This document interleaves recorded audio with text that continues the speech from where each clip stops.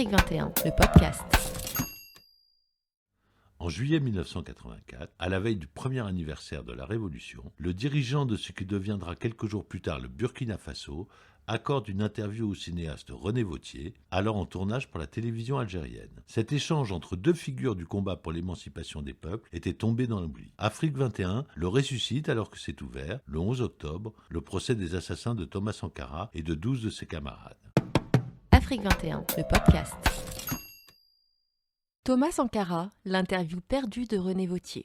Partie 2. La Révolution, les relations continentales, Israël et la guerre d'Algérie. Introduction lue par Jean Stern. La Haute-Volta allait bientôt changer de nom et prendre celui de Burkina Faso. En ce mois de juillet 1984, Ouagadougou se prépare à fêter le premier anniversaire de la révolution du 4 août et à recevoir plusieurs délégations internationales. L'enregistrement que nous ressuscitons ici est tiré de l'interview filmée par le cinéaste français René Vauthier, qui tourne alors pour la télévision algérienne un documentaire sur la révolution voltaïque. Malheureusement, son film sur le Burkina Faso n'a pas pu être retrouvé dans les archives de la télévision algérienne. Sankara avait beaucoup lu, il connaissait ses classiques, mais il avait une conception très personnelle de ce qu'il fallait faire pour son pays. Il n'était pas pour lui question de calquer un modèle venu d'ailleurs. « Je n'ai rien contre les barbus », dit-il dans ce document. Bien au contraire, j'ai des grands amis révolutionnaires, des grands camarades militants barbus et dont l'expérience nous sert énormément. Mais enfin, une révolution romantique, c'est autre chose. Par barbu, il faut comprendre ici les militants marxistes, on ne parle pas encore de djihadisme dans la région. La révolution est comme un bus, ajoute-t-il. Tout le monde y monte, mais certains en descendent plus vite que d'autres, et d'autres le prendront en marche. Sankara était lucide, tant sur les freins culturels au sein de la société burkinabé que sur les tiraillements qui, il le savait, finiraient par empoisonner ses relations avec certains de ses camarades. Dans cet extrait, Sankara aborde également ses relations avec les pays voisins, le Mali, le Ghana, le Bénin ou encore la Côte d'Ivoire de Félix Houphouët-Boigny, son meilleur ennemi à qui cette phrase « Nous ne pouvons pas empêcher qu'un homme ait peur de son ombre » semble être destinée. Il parle également du Tchad, la paix avec M. Hissène Habré et la paix avec uniquement une faction, nous ne voulons pas de cela. Du Sahara occidental, c'est une république, elle a ses droits. Il parle aussi de l'Afrique du Sud, de sa politique raciste et de ses alliés hypocrites, mais aussi d'Israël et du sionisme, qu'il compare à un racisme. Nous savons qu'Israël, comme l'Afrique du Sud, ont des polices, ont des armées qui savent de qui tenir leurs méthodes fascistes. Autant ils ont tous été opposés au fascisme hitlérien, autant ils ont été proches de lui, assène-t-il. Sankara ne mâchait pas ses mots. Il ne craignait pas de dire tout haut ce que nombre de ses pairs pensaient tout bas. Il finira par le payer de sa vie. Vous avez donné un jour une définition de la révolution. C'était quoi ? Suivant les milieux dans lesquels nous nous trouvons et suivant les problèmes que nous affrontons, nous définissons la révolution de manière différente, mais complémentaire, non contradictoire, heureusement. C'est ainsi que, sur le plan économique, nous cessons de dire que la révolution, c'est aussi la révolution des statistiques. Nous insistons sur cela. Et on va le voir, on le verra. On commence à déjà le voir en Volta, où les statistiques, toutes les dispositions sont prises pour chambouler les calculs. Et dans ce domaine, fausser aussi les appréciations de ceux qui définissent le développement dans tel ou tel pays. Bien. Mais la révolution comme changement total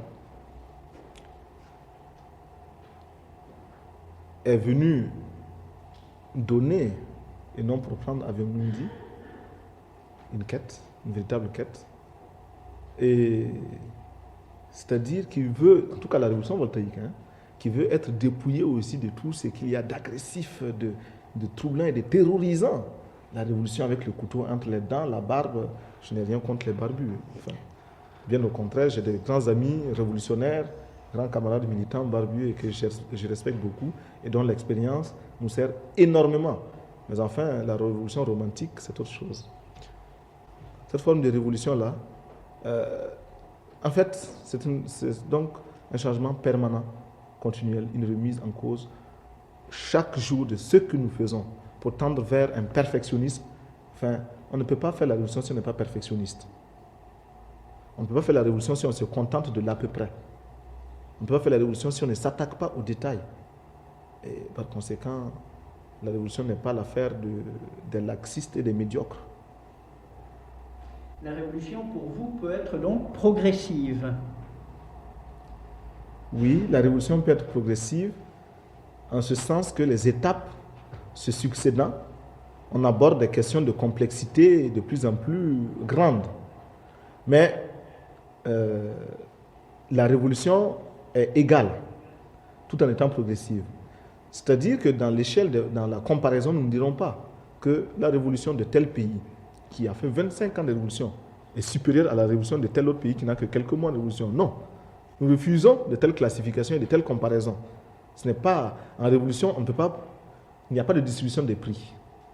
Il y a des contradictions qu'il faut continuellement résoudre. Hier, le 4 août, pour nous, il y avait d'un côté le peuple et de l'autre le camp des ennemis du peuple. Il fallait créer les conditions objectives pour que ces camps-là soient clairs et clairement choisis par chacun. Aujourd'hui, on ne se gêne plus pour s'appeler camarades de lutte dans le camp du peuple. On ne se gêne plus aussi pour taxer et tancer telle ou telle personne réactionnaire, ennemi du peuple. Ça, c'est ce qu'il fallait arracher.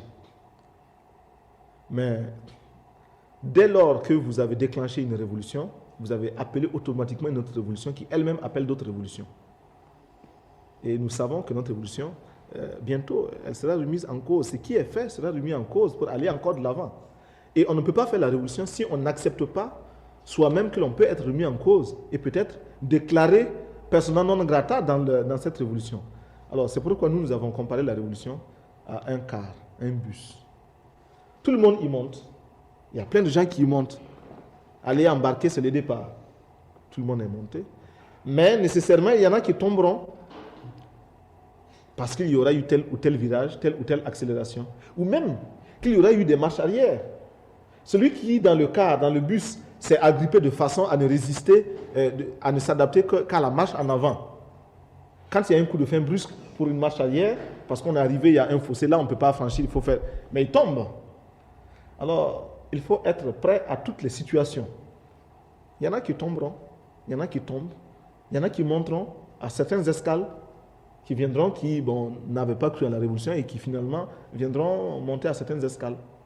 Et il y en a qui plus jamais ne pourront y monter parce qu'ils n'y ont jamais cru et n'ont pas pris les dispositions pour pouvoir y monter. Alors, c'est comme ça que nous voyons la révolution et ce car qui avance inexorablement vers le bonheur du peuple voltaïque a avec lui tous les voltaïques qui le veulent bien, mais tous n'y arriveront pas. Juste après la révolution du 4 août, vous avez beaucoup de problèmes avec les pays, surtout voisins. Est-ce que ces problèmes sont en train de trouver des solutions? Nous constatons qu'il y en a en Afrique qui pensent encore qu'il leur est possible de s'opposer à cette marche normale de l'histoire et qui pensent que ce qui est arrivé en Volta est un phénomène accidentel. Et que chez eux, non, il n'est pas question de ceci, il n'est pas question de cela. Alors, la paix en Afrique ne peut se faire que si les peuples africains ont droit à la parole réellement et disent ce qu'ils veulent. Le problème avec le Mali, c'est un vieux problème qui date depuis les années 1974. Le Mali et la Volta se sont affrontés comme ça dans les sables de la région. On ne sait pas très bien d'ailleurs comment cela est né. Mais on peut affirmer, nous, à l'époque, nous affirmions, même clandestinement bien sûr, que c'était une guerre injuste. Il y a eu une petite contradiction. C'est vrai que nous affirmions cela. C'est vrai aussi que nous étions sur le champ de bataille. Mais politiquement, nous étions condamnés à dénoncer cette guerre-là. Nous la dénoncions et nous cherchions l'occasion pour nous d'y mettre fin. Bon. Mais la logique du champ de bataille est tout autre. Lorsque l'on vous tire en face, la seule façon, la seule dialectique qui vaille, c'est de riposter par les armes aussi. Bon. Ça, c'est la dialectique du champ de bataille. Mais nous avons toujours été contre ce conflit Mali-Haute-Volta parce que c'est un conflit injuste qui ne profite pas au peuple voltaïque ni au peuple malien, qui ne résout pas les problèmes des peuples. C'est un conflit qui est né parce qu'au sommet, eh bien, les bourgeoisies au pouvoir se sont affrontées et ont été téléguidées, manipulées ainsi. Bon, au Mali comme en Volta, et on a créé de toutes pièces ce conflit-là. Dès que nous avons eu la possibilité de donner officiellement, ouvertement notre point de vue, ben, nous avons dit que c'était une guerre injuste et que Lord Volta voulait oublier totalement ce type de conflit-là. Ce que nous avons fait. Et c'est ainsi que nous avons volontairement, librement, souverainement, levé le fameux veto que Lord Volta avait imposé pour l'entrée du Mali à l'UMOA, l'Union monétaire ouest-africaine. Eh bien, ce veto a été levé par nous-mêmes et nous sommes rendus à Bamako. Nous avons expliqué aux Maliens et aux dirigeants maliens que nous sommes attachés à ce que nos deux peuples vivent en paix. Nous poursuivrons ces efforts et en la matière, nous devons reconnaître que le président Chadli Benjedid, le président algérien, fait de son mieux pour que les positions maliennes et voltaïques soient les plus proches et que pour ce qui est de la frontière, car il y a un problème frontalier, pour ce qui est de ce problème frontalier, nous puissions trouver une solution, mais vraiment dans le cadre d'une recherche de la paix. Nous l'en remercions du reste. Avec d'autres pays qui nous entourent aussi, nous faisons ce que nous pouvons. En tout cas, nous entreprenons des démarches vers eux. Certains nous acceptent, nous accueillent même à bras ouverts.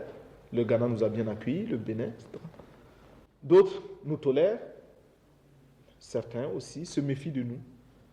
Eh bien, nous ne pouvons pas faire plus que ce que nous avons fait. Nous ne pouvons pas empêcher qu'un homme ait peur de son ombre. Cela ne relève plus de notre compétence. Pour notre part, nous avons fait ce que nous pouvions faire. Le reste, il appartient à chacun de savoir. Lord Volta n'entreprend rien contre qui que ce soit, ni de subversion, rien contre qui que ce soit. Même si nous savons que nos opposants se sont réfugiés dans les pays voisins. Nous savons par exemple que nous avons beaucoup d'opposants en Côte d'Ivoire. Nous le savons, les autorités ivoiriennes aussi le savent. Alors, est-ce un geste amical ou inamical que d'abriter les opposants voltaïques en Côte d'Ivoire? Nous ne voulons pas répondre à cette question. Mais enfin, nous savons que déjà, nous qui n'avons pas d'opposants de qui que ce soit sur notre territoire, nous sommes taxés de vouloir semer la subversion chez les autres. Et que dire alors de ceux qui ont des opposants voltaïques chez eux? Ils sont 1000 fois plus subversifs que nous, alors. Si nous devons appliquer leur logique. Ou alors il s'agit d'une autre logique, mais qu'on nous la donne, celle-là. Nous n'avons pas d'opposants étrangers chez nous. Je crois qu'il y a eu une reconnaissance, malgré tout, de l'importance de la Haute-Volta sur le plan diplomatique aujourd'hui, qui s'est traduite par la nomination de la Haute-Volta à l'intérieur de certaines instances internationales. Peut-être serait-il possible que vous nous définissiez sur le plan des problèmes africains quelles sont les positions de votre gouvernement.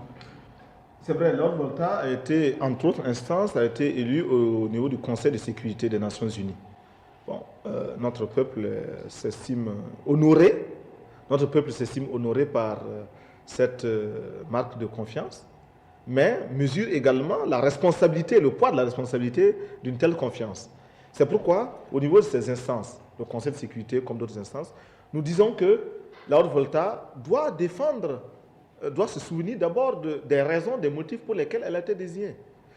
Elle n'est pas allée au Conseil de sécurité pour compléter l'effectif et pour le folklore.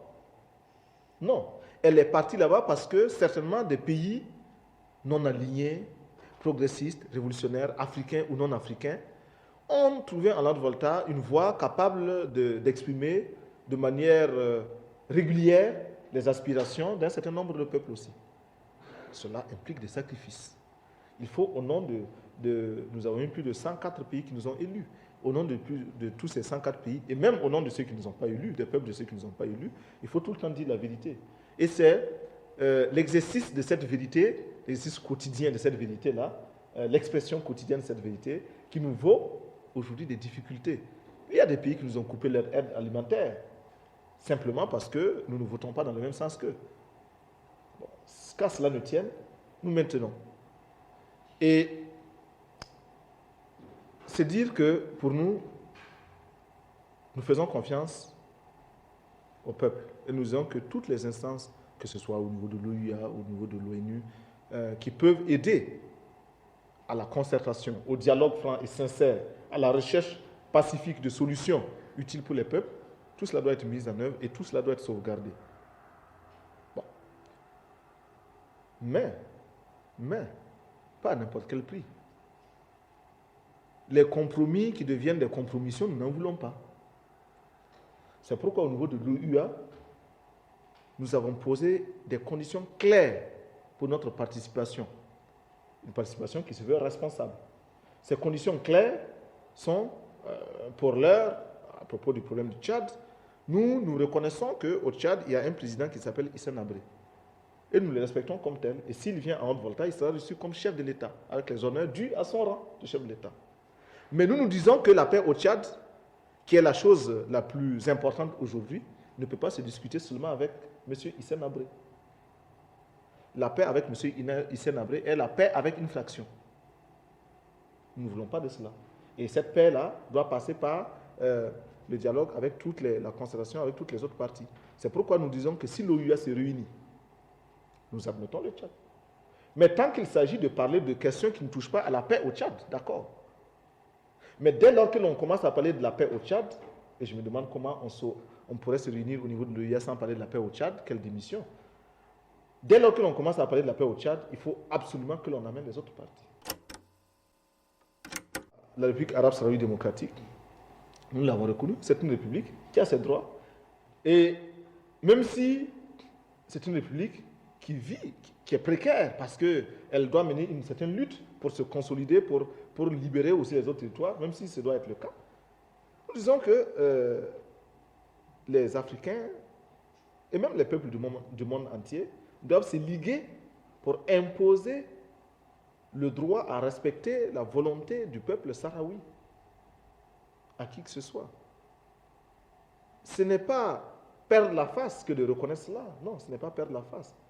Nous avons des relations que nous souhaitons meilleures et en tout cas florissantes avec un pays comme le Maroc. Mais quand nous rencontrons les Marocains, nous leur dirons non, sur ce terrain-là, la vérité étant révolutionnaire, nous devons vous dire que vous devez céder. Vous devez abandonner des prétentions qui ne se justifient pas. Mais en même temps, nous disons aux Sahraouis qu'il ne s'agit pas, selon nous, il ne s'agit pas pour eux d'échapper à une domination pour tomber sous la coupe d'une autre domination. Nous voulons une véritable indépendance de la République arabe sahraoui démocratique. Une véritable indépendance totale. Et une indépendance totale coûte très, très, très cher.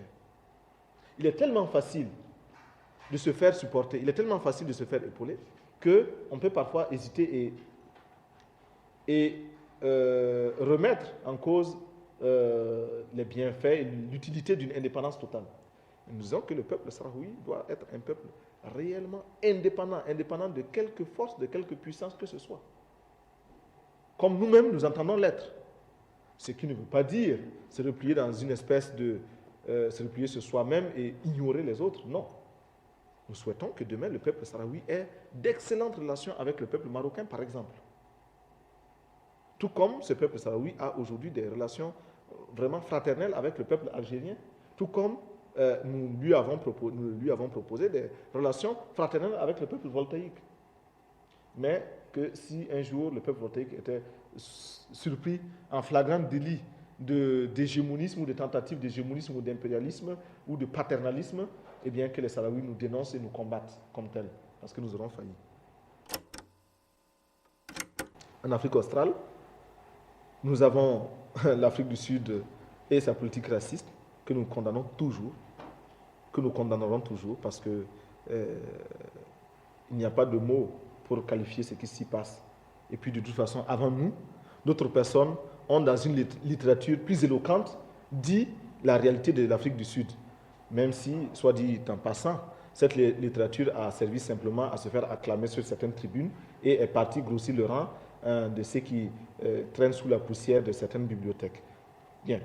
Donc, nous ne pouvons pas, du point de vue de la surenchère, nous ne pouvons pas prétendre dire mieux que ce qui a été dit avant nous. La différence avec d'autres avant nous, c'est que nous voulons que nous vivions réellement nos engagements et nos prises de position. L'Afrique du Sud, aujourd'hui, l'arrogance de l'Afrique du Sud tient à la démission, à la compromission et surtout à la trahison des Africains. D'abord des Africains. Mozambique, Angola ont résisté pendant des années et des années à l'Afrique du Sud. Il a fallu que d'autres forces viennent de très loin, depuis Cuba, pour épauler les Angolais. Mais il y a combien, regardez quand même, il y a combien d'États africains autour de l'Angola qui auraient pu apporter ces États-là aussi qui auraient pu apporter des troupes et qui ne l'ont pas fait.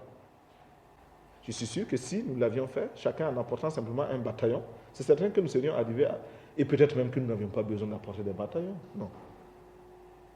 En appliquant les sanctions économiques.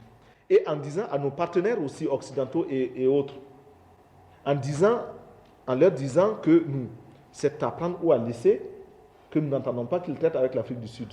Nous aurions pu imposer plus tôt, très tôt à l'Afrique du Sud, ce que nous voulons comme liberté pour les peuples africains. Hélas, cela n'a pas été le cas. C'est même le contraire qui s'est produit. Et ils sont nombreux, les Africains, qui traitent avec l'Afrique du Sud sur le dos de ceux qui combattent l'Afrique du Sud. Eh bien, cela s'est passé ainsi. Aujourd'hui, nous comprenons la position du Mozambique, nous comprenons la position de l'Angola, qui ont des relations avec l'Afrique du Sud, des relations de plus en plus grandissantes. Nous souhaitons simplement que ces pays-là, l'Angola et le Mozambique, qui ont le mérite d'avoir posé des actes, d'avoir fait couler leur sang pour la défense aussi de notre liberté à nous autres, nous souhaitons qu'ils ne soient pas pris dans le vertige et le tourbillon des négociations et des compromis tactiques qui deviennent finalement des compromissions. C'est ce que nous souhaitons.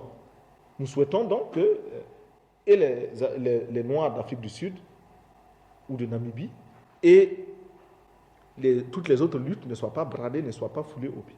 C'est ce que nous souhaitons. Et nous n'avons pas de leçon à donner à ces pays-là parce que nous estimons que pour avoir lutté aussi longtemps comme ils l'ont fait, ils savent eux-mêmes ce qu'il faut faire de juste.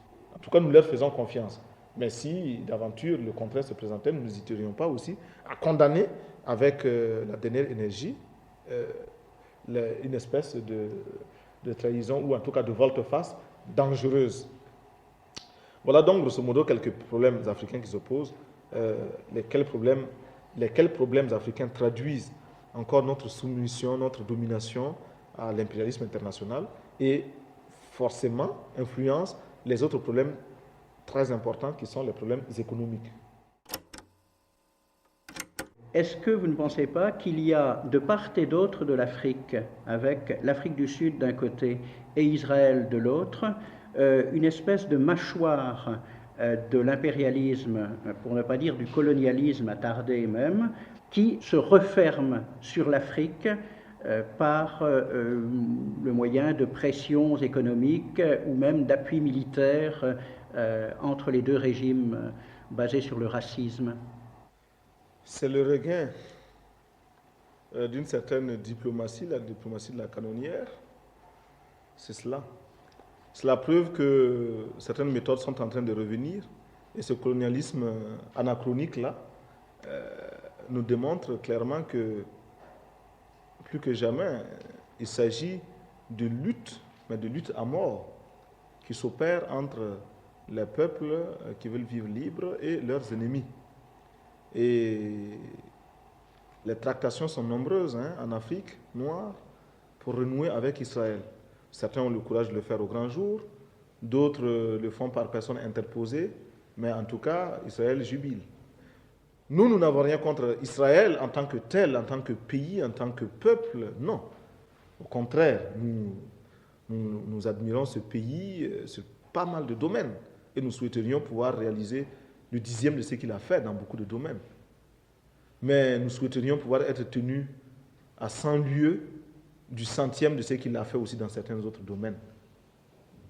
Et ce racisme qui prend que l'on appelle par euphémisme sionisme,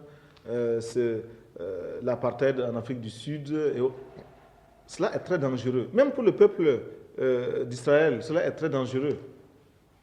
Parce que c'est un phénomène qui provoque un autre phénomène et ainsi de suite.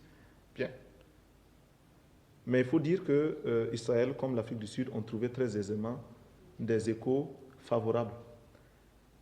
Évidemment, tous ceux qui ont intérêt à étouffer les relents de liberté, les relents de démocratie vraie, tout cela ont intérêt à collaborer avec les forces les plus expérimentées dans l'étouffement de ces idéaux-là. Et nous savons qu'Israël, comme l'Afrique du Sud, voilà ont des polices, ont des armées qui savent de qui tenir leur méthode pour leur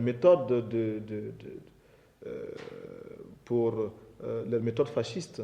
Et ce n'est pas étonnant que tous, autant ils ont été opposés au fascisme hitlérien, autant ils ont été très très très proches de lui. En fait, ce sont deux grands contraires qui se ressemblent intimement aussi. Sur le plan coopération, on assiste aujourd'hui à une coopération très concrète entre l'Algérie et la Haute-Volta surtout. Pourriez-vous nous dire quelle est la signification de cette coopération sud-sud? Bon, d'abord, je n'aime pas tellement l'expression de la coopération sud-sud, nord-sud. Enfin, notre coopération n'obéit pas à la rose des vents. Parce que j'estime qu'il y a au sud des pays qui appliquent une politique abjecte, et il y a au nord aussi des pays qui appliquent une politique autrement plus acceptable et même encouragée pour notre peuple. Donc, c'est une question d'intérêt, et surtout quand on sait aussi que certains au sud obéissent au nord. Et, bref, on est un peu perdu et nous ne marchons pas avec une boussole dans ce domaine-là. Mais entre la Haute-Volta et l'Algérie, il y a une coopération qui est en train de se développer, mais alors à grands pas. Nous souhaitons que cela dure, que cela se poursuive. Si vous faites une comparaison, les échanges économiques entre la Haute-Volta et l'Algérie, jusqu'au 4 août, c'était limité à quelques dates que l'Algérie envoyait en Haute-Volta pour la bagatelle de, je ne sais pas, peut-être 1000 francs français. Aujourd'hui, la Haute-Volta importe des quantités de matériaux, de machines. Bref, la Haute-Volta a ouvert ses portes à l'économie algérienne. Comme l'économie algérienne ouvre également ses portes à l'économie voltaïque, le marché algérien s'ouvre à l'économie voltaïque du point de vue de l'exportation du bétail. Nous entendons également y exporter certains produits agricoles, notamment certains fruits que l'on ne trouve pas en Algérie, etc. Et des échanges commerciaux, la ligne Air Algérie passera par Ouagadougou désormais, Air Volta passera par Alger désormais. C'est aussi un signe des temps. C'est aussi un signe des temps. Vous produisez des matériaux de construction dont nous avons besoin parce que la Haute-Volta est devenue aujourd'hui un vaste chantier et on nous rationne nos importations de certains matériaux uniquement pour nous mettre en mal avec nos CDR qui se mobilisent pour les travaux. Bien. Mais sur d'autres plans, sur le plan diplomatique, sur le plan politique, nous constatons une identité de vue, nous constatons une similitude de nos positions et nous avons ouvert à Alger une ambassade. L'Algérie a ouvert à Ouagadougou une ambassade également.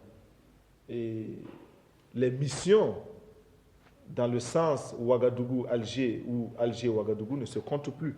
Elles sont très, très, très nombreuses. Récemment, moi-même, j'étais à Alger et nous attendons d'un jour à l'autre le président Charlie Benjedid qui rendra visite au peuple voltaïque.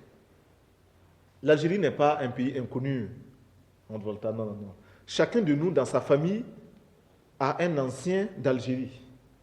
Hélas, le peuple voltaïque a combattu le peuple algérien dans sa volonté de se libérer. Parce que des représentants de ce peuple-là avaient été pris et conditionnés pour agir dans ce sens-là.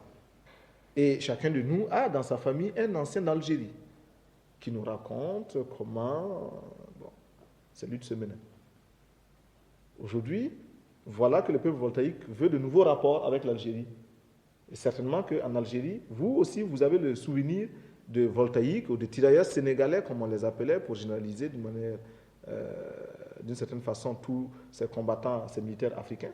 Des tirailleurs sénégalais qui, aux ordres de leur maître français, commettaient les pires humiliations pour le peuple algérien, pillaient, violaient, volaient, tuaient, massacraient, commettaient des atrocités. Ils étaient commandés pour cela, ils le faisaient et croyant bien faire. Aujourd'hui, en tout cas, nous voulons établir de nouveaux rapports et redéfinir la connaissance que les voltaïques doivent avoir de l'Algérie. Cette connaissance est beaucoup plus positive que celle d'antan. C'est pourquoi l'Algérie ne passe pas inaperçue. En même temps, l'Algérie est la mauvaise conscience, pour nous, voltaïques en tout cas. Mauvaise conscience parce que C'est vrai que nous vous avons combattu hier, à côté de nos patrons français.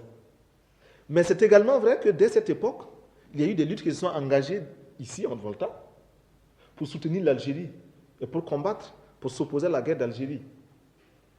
Donc jusqu'à aujourd'hui, il y a comme une espèce de gêne, une espèce de honte, en tout cas de péché que nous portons, que nous essayons de camoufler, que nous camouflons difficilement, pour avoir pris part à ces massacres d'Algérie. Et parce que aussi nous sommes convaincus que ce que nous avions posé comme acte n'était pas justifié.